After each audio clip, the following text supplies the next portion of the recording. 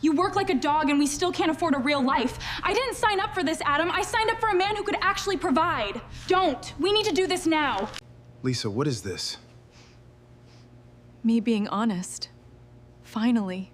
She handed me the divorce papers while my boss stood behind her, smiling like he'd already won. That's the moment I need you to understand first. Not because it was the worst moment of my life, but because it wasn't. Not even close.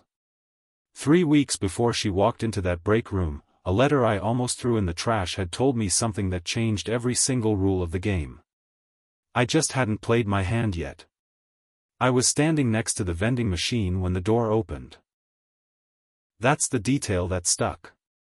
Not the flickering overhead lights. Not the burned coffee smell baked into the walls.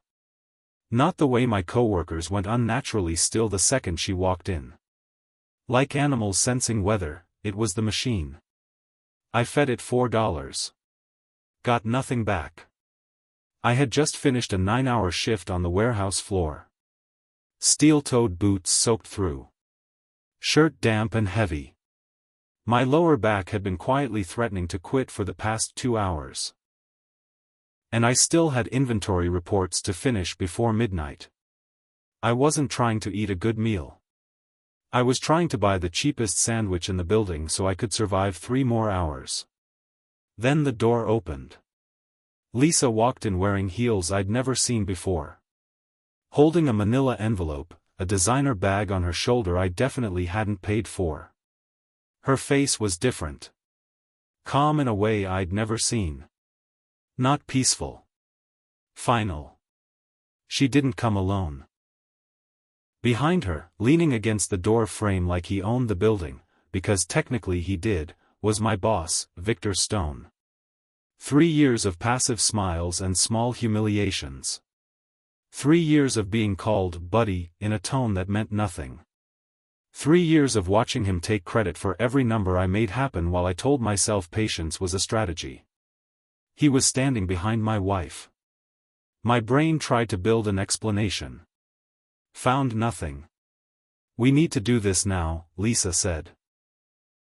Flat, clean, the way you'd ask someone to move their car. She slid the envelope across the break room table. I looked down.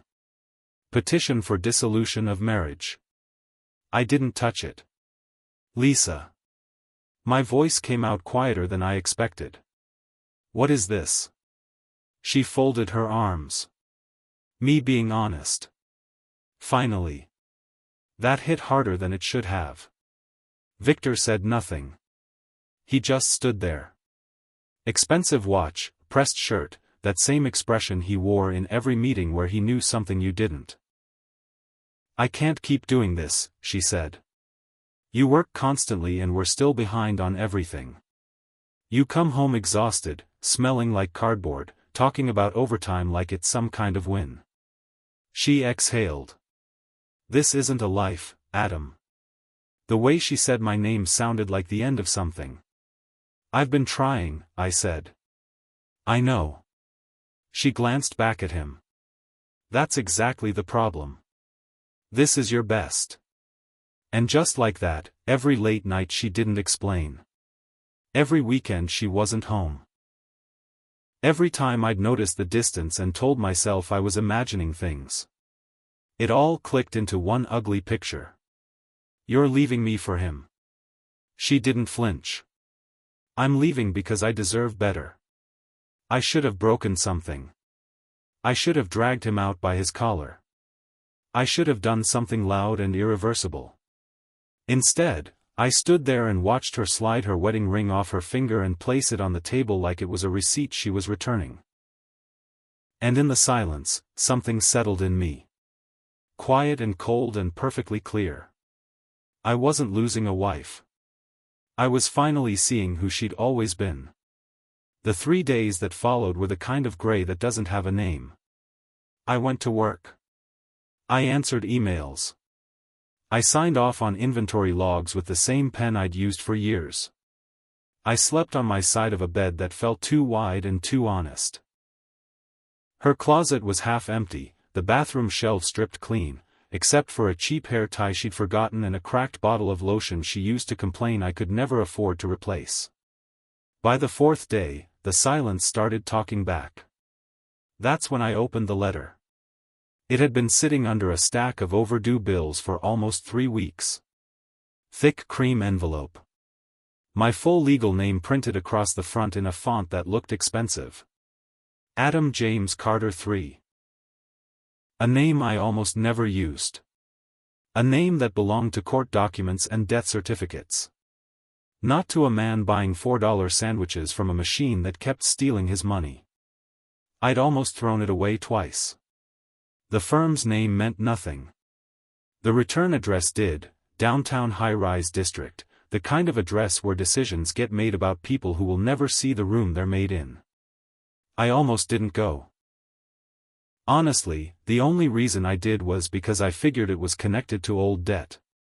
My mother's medical bills had left shadows in places I still hadn't fully mapped. Bad news was the only kind of surprise my life had ever served me without warning. But I went. The office had walnut walls and leather chairs and that particular stillness that money buys. A silver-haired attorney stood when I walked in, actually stood, like my presence meant something. "Mr. Carter," he said. "Thank you for coming. I'm Gerald Harmon." I sat carefully, still in my work boots, still faintly smelling of dust and diesel. "Your uncle passed away approximately 3 weeks ago," he said. I frowned. My uncle. I barely had one. Then a memory surfaced. Dim, 20 years old. A man in a dark suit at my mother's funeral. A firm handshake, a business card, an envelope with $5,000 in it, and a note that said, "Use this." Then nothing for 2 decades. "I barely knew him," I said. Gerald nodded like that was exactly what he expected. "He knew enough about you." He slid a folder across the desk. Inside were account summaries, trust documents, equity schedules, pages of numbers so large they stopped looking real. My eyes kept sliding off the figures like they couldn't find grip. "Your uncle spent 40 years building a private investment portfolio. Early technology acquisitions, industrial holdings, board-level equity positions." Gerald's voice stayed even. At the time of his death, the estate was valued at approximately $470 million. I actually laughed. Not because anything was funny, because it was impossible. There has to be a mistake. There isn't. You are his sole heir. 4 days ago, my wife had left me in a break room because I wasn't enough. Because I was small, ordinary, stuck. And now a stranger in a tailored suit was telling me I had just inherited more money than I could spend in 4 lifetimes. But it was the next sentence that stopped the room. "Among the inherited assets," Gerald said, tapping a document near the bottom of the stack, "is a controlling equity stake in Meridian Group Holdings." I looked down at the name. I knew it. Every employee at my company knew it. Meridian Group Holdings was the parent company. The one at the top of the org chart that nobody in the warehouse ever thought about. The one that owned the building I worked in. The one that owned Victor Stone's entire career. The one that now belonged to me. Lisa had left a broke warehouse worker. She had no idea she just walked away from the man who owned everything her new husband had ever stood on. I sat very still in that leather chair. And for the first time in days, I didn't feel anything like grief. I didn't move fast. That's what people never understand about this part. If I'd wanted fast, Gerald could have had Victor Stone escorted from the building before Lisa finished unpacking her things into his spare closet. 1 board meeting, 1 vote, done.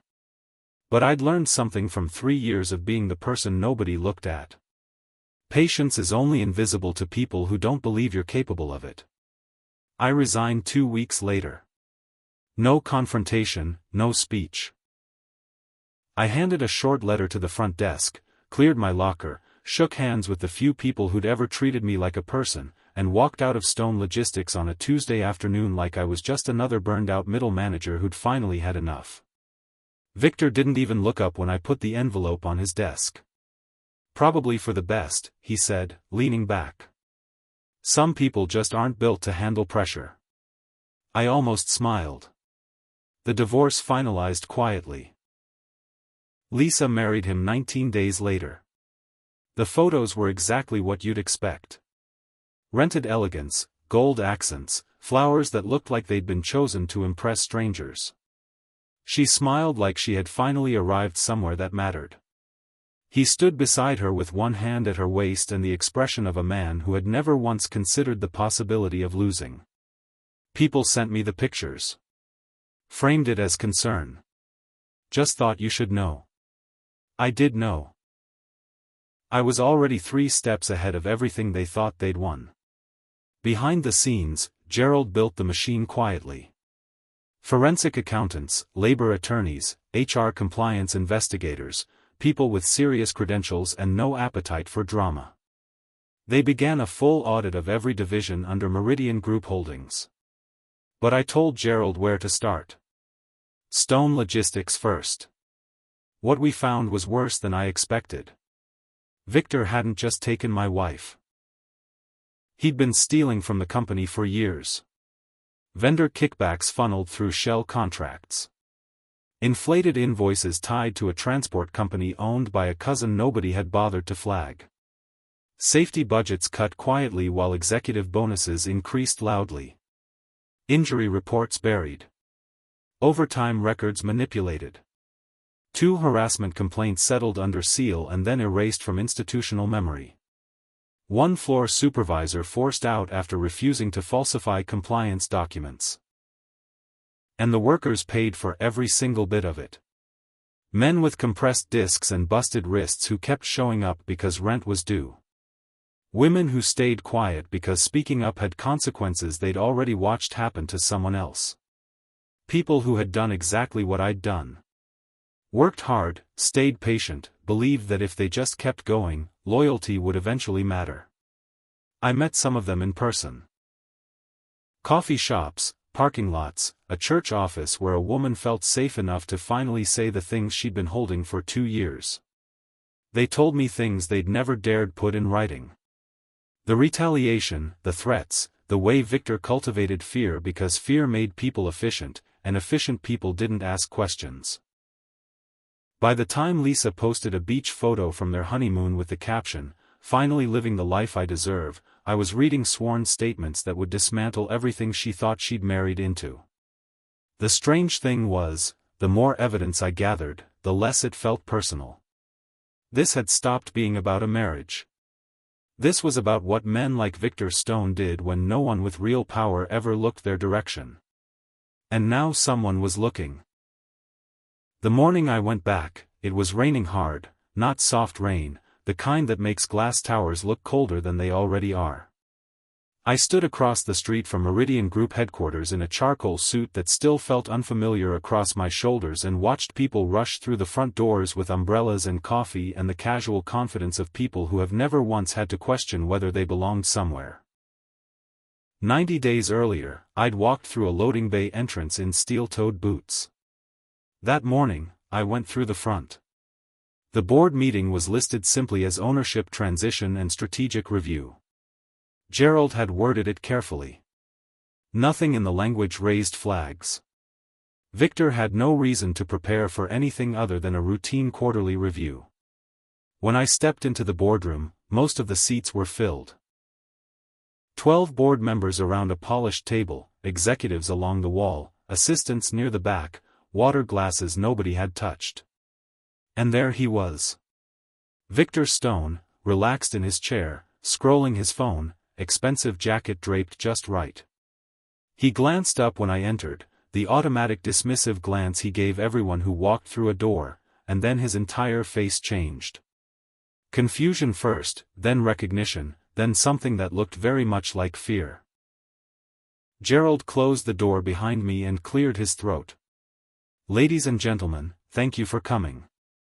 I'd like to formally introduce Adam James Carter III, sole heir to the estate of Raymond Carter and majority controlling shareholder of Meridian Group Holdings.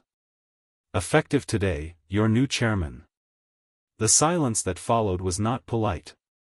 Victor pushed back from his chair. That's not possible. He worked for me.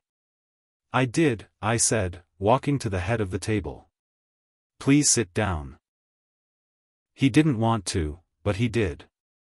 I opened the folder in front of me and looked around the room. Over the past 90 days, I authorized a full internal audit of every division under Meridian Group Holdings. What we found raises serious legal, financial, and ethical concerns, and Stone Logistics is by a significant margin the most compromised entity in this portfolio. I clicked the remote. The first slide hit the screen. Vendor fraud. OSHA violations. Suppressed injury reports. Harassment settlements. Budget manipulation. Executive bonus inflation. Documented retaliation against workers who reported misconduct. By the third slide, no one in the room was pretending this was routine. By the sixth, Victor had gone the color of old paper. These numbers are being misrepresented, he said sharply. You don't understand operations at this level. I understand enough, I said, to know that you approved a personal bonus increase 11 days after denying replacement safety harnesses for the warehouse floor team. The room went completely still. I kept going. Sworn testimony, bank records, contract trails, HR suppression memos, names, dates, signatures, dollar amounts. No raised voice, no theatrics. Just evidence, page by page, building into something that couldn't be walked back. When I finished, I closed the folder. Victor, your employment is terminated effective immediately. For cause. You are barred from all company property, denied severance, and referred for civil and criminal review pending legal counsel's recommendation. He stood up so fast his chair hit the wall. This is revenge. I looked at him directly. No, I said. This is what accountability looks like when the right person finally signs the paperwork. Security was already at the door. 3 years took less than 20 minutes. Lisa found out before noon, not because I called her, because men like Victor always call home the moment the story changes. She called me 3 times. I let it ring. On the 4th call, I answered. No greeting, just breathing, unsteady, disbelieving. What did you do? She demanded. I looked out the window of the office that used to belong to my uncle. The city below was still wet from the morning rain. I did my job. Don't do that. Don't act like this is normal. You humiliated him in front of the entire board. Victor humiliated himself, I said. I just made sure the right people finally saw it. Her voice hardened. This is about me. No, I said quietly. This is about buried injury reports, manipulated contracts, silenced workers, and a man who ran a company like his personal account. You leaving me just happened to show me clearly what kind of man you chose. A long silence, then softer, almost careful, you could have warned us. I let that sit for a moment. She still said, us. Even now, even standing in the wreckage of everything, she still spoke like they were a unit I owed consideration to. I owed the workers protection, I said. I owed the process its integrity. I didn't owe either of you mercy. The weeks that followed moved fast. Without Victor's salary, the mortgage on their house became unsustainable almost immediately. The luxury SUV disappeared. Then the housekeeper. Then the invitations to events where they'd recently smiled for photos with people who no longer answered the phone. His industry contacts went quiet. Civil claims surfaced. Former employees came forward once they understood he had no power left to hurt them with. The man who used to walk the warehouse floor like he was doing everyone a favor started appearing in search results with words like misconduct, negligence, and fraud attached to his name. Lisa called again about a month later. This time she was crying. Not dramatically, just the exhausted, worn-down kind of crying that happens when reality finally stops offering exits. "I made a mistake," she whispered. "I let the silence sit between us. Some truths deserve room." "You didn't make a mistake," I said finally. "You made a choice." She didn't respond. I heard her breathing change, then nothing. I heard through people we both knew that the marriage was unraveling under the weight of debt, blame, and the specific resentment that grows between two people when the dream they chased together stops delivering. Victor spent his days angry at everyone except himself. Convinced everything had been taken from him. It hadn't. It had simply stopped being protected from consequences. And that, more than the firing, more than the headlines, more than any public moment, was where justice finally landed. Not in a boardroom, not in a phone call, but in the quiet, private reckoning that comes when two people have to sit alone inside the truth of what they chose and realize there's no one left to redirect the blame. I still think about Lisa sometimes. Not with anger. Not anymore. I think about that cheap hair tie she left on the bathroom shelf. The one small thing she forgot. The one thing that wasn't part of the plan she'd been building while I was putting in overtime. She handed me divorce papers like I was nothing.